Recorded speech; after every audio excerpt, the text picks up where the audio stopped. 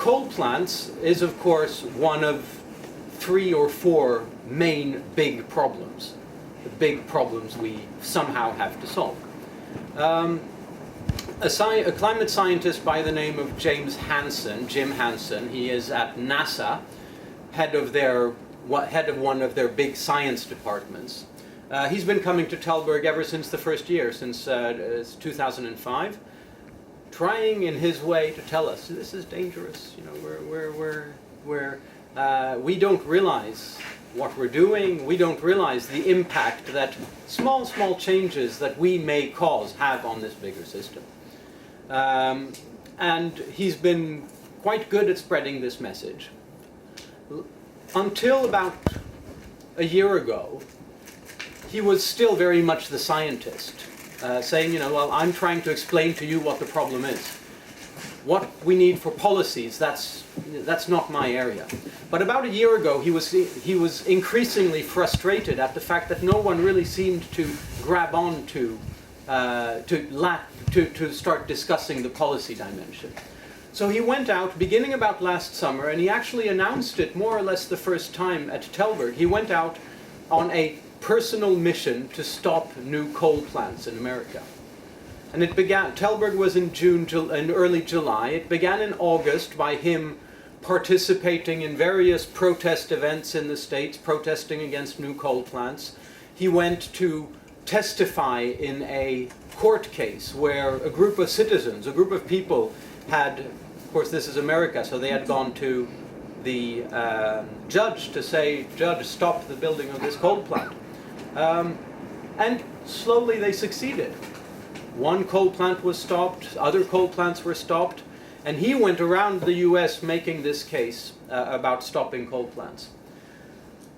At Tällberg Forum last summer, one of the participants, his name is Jim Butcher, and he's a banker at Wall Street, and he had just a few months before Tällberg, he had taken a new position in his bank. He works for Morgan Stanley, and he became head of their global environmental division, which was a newly started part of Morgan Stanley. And he was listening to Jim Hansen, and he thought, if this guy is right, which I think he is, you know, we also have a problem, we at Morgan Stanley, because, you know, we're financing all these companies building new coal plants, and that's not a very good idea.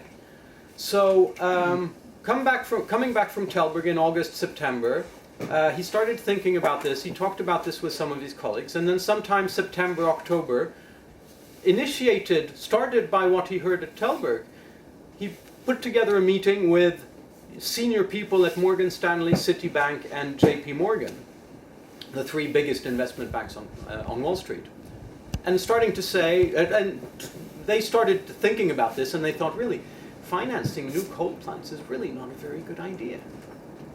And they together decided, and this was made public in late January this year, they decided that we're not financing any more coal plants. So a participant in a conference in Sweden listens to a scientist, and that makes him start to think. And of course, since he is a person in a position of some power, he's able to do something about that. And that initiates, in this case, something that is quite massive. The fact that, you know, Wall Street stops financing new coal plants. I gave that story just as an example of how small groups of people exchanging ideas actually can have large consequences. And, you know, Margaret Mead said long ago that never think for a moment that a small group of people can change the world. In fact, it's the only thing that can.